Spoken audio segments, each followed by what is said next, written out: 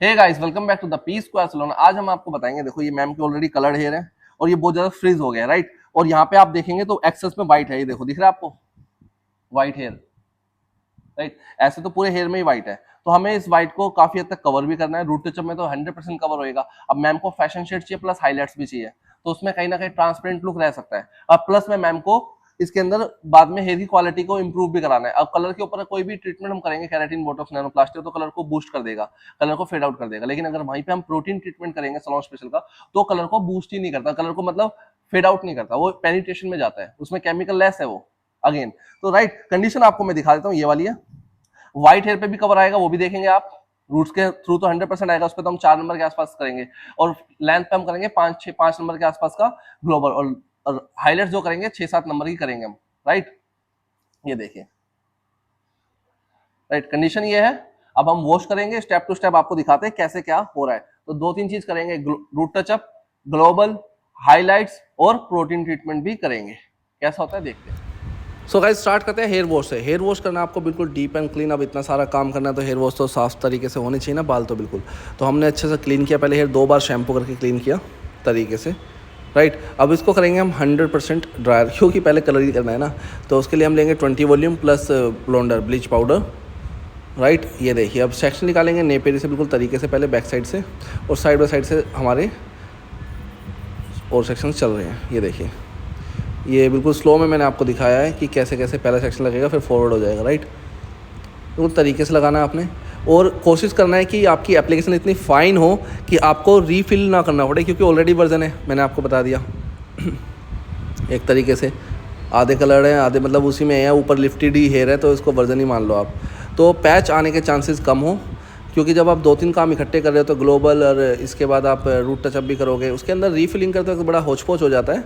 वो होच पोच ना हो, तो अगर आपको लग रहा है कि उसके अंदर पैचेस आ रहे हैं, जब तक आपके पैचेस क्लियर नहीं होते तब तक रूट टचअप और ग्लोबल एप्लीकेशन ना करें, मेरा मानना ये है। क्योंकि आपने ग्लोबल एप्लीकेशन कर दी, उसके बाद आप पैचेस क्लियर करने लग रहे हो, तो वो कहीं ना कहीं फॉइल खोलो फिर लगाओ, उसके अंदर पैचेस और क्रिएट होते चले जाते हैं, राइट। तो जब तक आपके हेयर में पैचेस हैं तो बेटर है कि आप ग्लोबल एप्लीकेशन ना करें।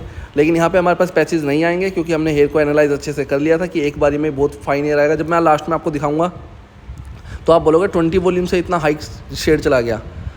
तब भी आपको दिखेगा ये, राइट, कि मतलब ये ना 9+ जाएगा एक बारी में 20 वॉल्यूम से, क्योंकि बहुत देर तक अब देखो ना एप्लीकेशन को टाइम हो चुका होगा। मीन्स औरों को भी ऐसा होता होगा, अगर आप लोग कर रहे हो तो आपके साथ ऐसा होता है, तो हमारे साथ भी ऐसे होता है और औरों के साथ भी ऐसा होता है, बड़े से बड़े सैलून में बड़े से बड़े आर्टिस्ट से।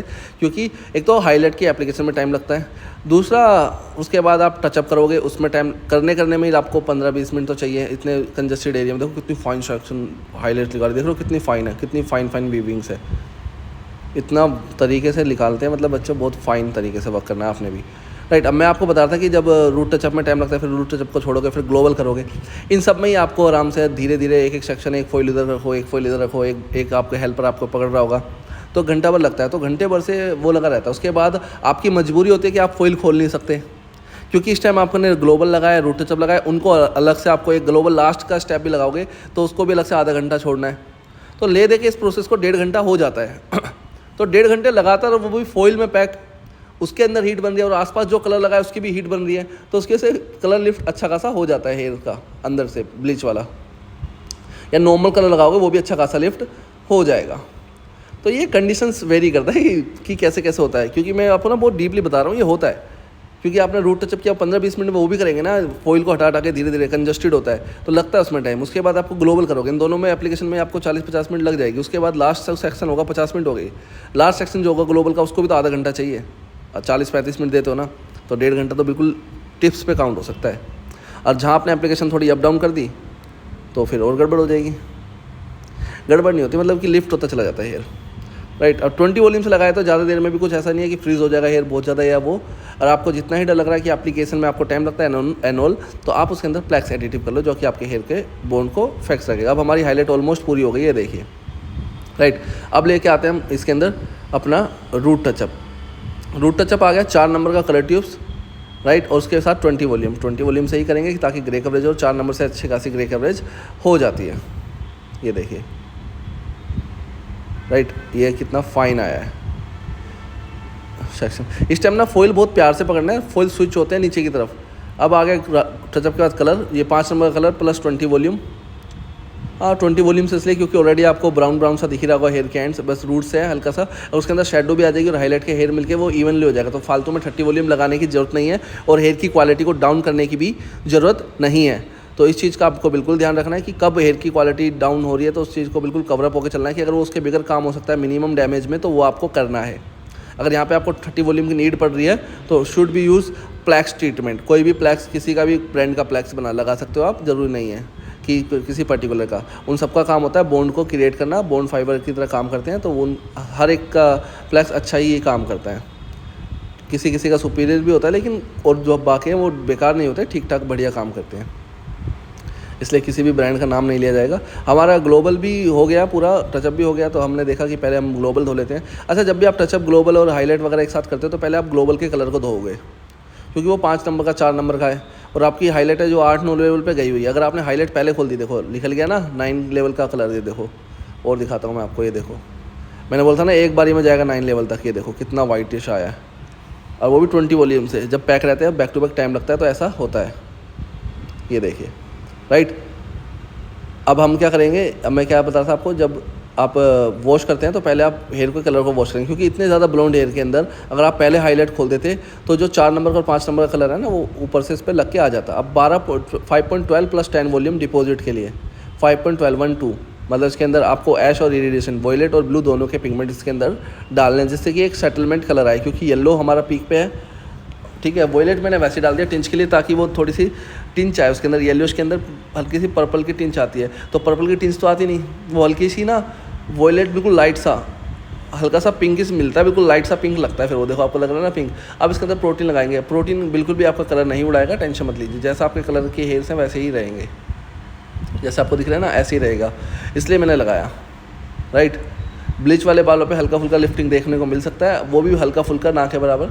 वो भी लिफ्टिंग भी आपको इसलिए देखने को मिलता है क्योंकि उसके अंदर ब्लीच होती है, तो वो हेयर ज़्यादा ड्राई हो रहा होता है, तो उसके अंदर जितना वो ड्राई होता है उतना ही मॉइस्चर या प्रोटीन का पेनिट्रेशन होता है। जितना ज़्यादा पेनिट्रेशन होता है उतना ज़्यादा हेयर जो है चमकता है, चमकने की वजह से आपको कलर लिफ्टेड दिखता है। और आपको जैसे जैसे प्रोटीन ट्रीटमेंट की एप्लीकेशन हो रही है ना, तो आपको हेयर का बिल्कुल वेट होना दिख रहा होगा कि हेयर एकदम से वेट सा हो रहा है, गीला गीला सा लग रहा है, क्योंकि वो उसको अब्जॉर्व कर रहा है, प्रोटीन को नीड है। और जब इतने ड्राई हेयर में अगर आप प्रोटीन लगाते हो ना, ऐसे मतलब कंडीशन के हेयर में, तो यहाँ पे ना प्रोटीन आपको एक प्लस पॉइंट ये देता है कि हेयर को थोड़ा सा स्ट्रेट भी कर देता है, राइट। तो ये भी एक प्लस पॉइंट निकल के आता है, आउटकम जो है वो आता है। अब बहुत तरीके से हम इसको करेंगे। ये देखिए हमारी एप्लीकेशन पूरी होगी। 1 घंटे के बाद इसके अंदर हम ड्रायर स्टार्ट करेंगे, इसके अंदर फिर ड्रायर करेंगे। ड्रायर के बाद हम इसके अंदर हॉट ड्राई करके, स्ट्रेट ड्राई करके हम इसके अंदर प्रेसिंग करेंगे, और उसके बाद हल्का सा रिंस आउट भी करेंगे, उसके बाद हम इसको वॉश करेंगे, राइट। ये देखिए कितना इजीली हो रहा है, राइट। और आपने देखा होगा कि जो ब्राउन शेड है वो ब्राउन का ब्राउन ही आपको दिख रहा है, बिल्कुल फाइन तरीके से ऐसे ही रहेगा। मैंने बोला था ना इसमें कलर लिफ्टेड नहीं होता ज़्यादा। अगर आपको अभी भी लग रहा है तो प्रेसिंग का इंस्टेंट रिएक्शन है, वो एकदम से सेटल होगा तो कलर आपको बिल्कुल फाइन दिखेगा। ये फ़र्क है, क्योंकि ये प्रोटीन है, एक्सेस केमिकल नहीं है। हम इसको केमिकल फ्री नहीं कहते, हम इसको केमिकल लेस कहते हैं, कम केमिकल वाला, राइट। अब ये प्रेसिंग हो गई है, देखो कितना फाइन तरीके से हो गई है। आपको 1% भी कलर लिफ्टिंग नहीं दिखेगी। दिखती है तो ब्लीच वाले हेयर पे दिखती है, और बाकी हेयर पे जो चमक दिखती है वो बालों के चमकने की वजह से आपको कलर लिफ्टेड दिखता है, लेकिन कलर लिफ्टेड नहीं होता है 1% भी। कितनी भी प्रेसिंग मारो दबा के, आपका कलर लिफ्ट नहीं होगा। जितनी आप प्रेसिंग मारोगे उतनी आपकी पेनिट्रेशन जाएगी, राइट। अभी पूरी प्रेसिंग के बाद हम इसको एक रिंस आउट करेंगे, हैंड टू हैंड, पानी से धोना होता है बस। नेक्स्ट डे भी कर सकते हो, लेकिन मैम को जल्दी थी तो हमने किया। उसके बाद चलो मैम से ही बात करवाता हूँ मैं आपको कैसा लगा, आ जाओ। तो गाइस ये देखिए रिजल्ट, बिल्कुल वाओ, बिल्कुल स्टेबल। साइड घूमूंगा मैम, थैंक यू। ये देखो 1% भी आपको उसमें व्हाइट नहीं दिखेगा, क्योंकि हाईलाइट ही इतनी मर्जिंग में डाली है कि वो मिक्सअप हो जाएगा। हालांकि हाईलाइट्स या फैशन शेड के अंदर व्हाइट पे कवरेज नहीं आता, लेकिन उसके आसपास में व्हाइट मिक्स हो जाता है। कभी भी ब्लोंड शेड के अंदर व्हाइट इसलिए नहीं दिखता, ऐसा नहीं है कि ब्लोंड शेड का कलर व्हाइट हेयर पे आता है, व्हाइट हेयर पे कलर नहीं आता, व्हाइट हेयर ब्लोंड के अंदर मिक्स हो जाता है, इसलिए दिखता नहीं है। इतना स्टेबल लुक है। और उसके बाद जो स्टेबिलिटी आपको दिख रही है प्रोटीन ट्रीटमेंट की आफ्टर, जो आपको पूरे प्रोसेस में दिख गया है। अगर मैम का शॉर्ट वर्जन चाहिए तो इंस्टाग्राम पे आपको साइड में दिख जाएगा। अगर चैनल पे नए हो तो कमेंट करके और फॉलो करके जरूर जाना गाइस।